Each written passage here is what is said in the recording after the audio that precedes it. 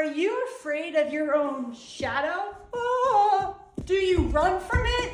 Try to hide? Or maybe you pretend that it's not there. What, me? No, I don't have a shadow side. That's just some two-dimensional entity that stalks me everywhere I go ever since I did shrooms with some guy named Wolverine and his pet possum.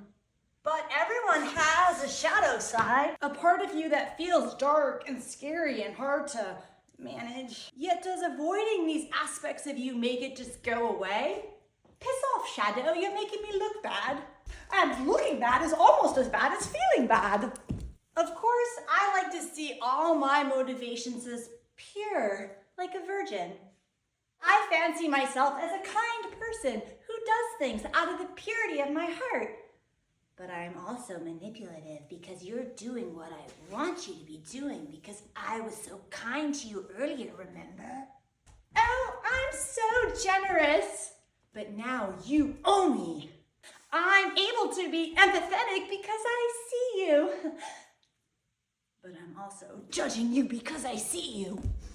My shadow can be selfish because it keeps wanting more and more and more and more and more. I don't want my shadow to want so much, but even my not wanting is still wanting. How can I embrace my shadow when I'm ashamed of it? And why is it important to even deal with my shadow at all when it's being such a dick? But when you examine your shadow, you say, oh, I get it. My shadow is just a reflection of me. And every personality trait that I love about myself comes with a shadow side. Maybe you're jealous, but you're also passionate. Or you're controlling, but you're also very caring. Or you're full of rage, but you also have lots of energy. You move the shadow doesn't move you. The more we play with our shadow and acknowledge the complexity of our motivations, and the more we will do that for others.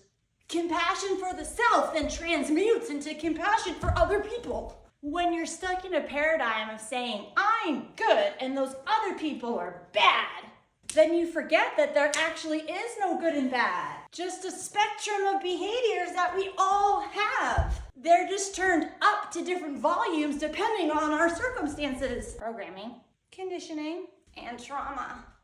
Acceptance is the first step towards unconditional love. For me, for you, and for everyone. So thank you, Shadow.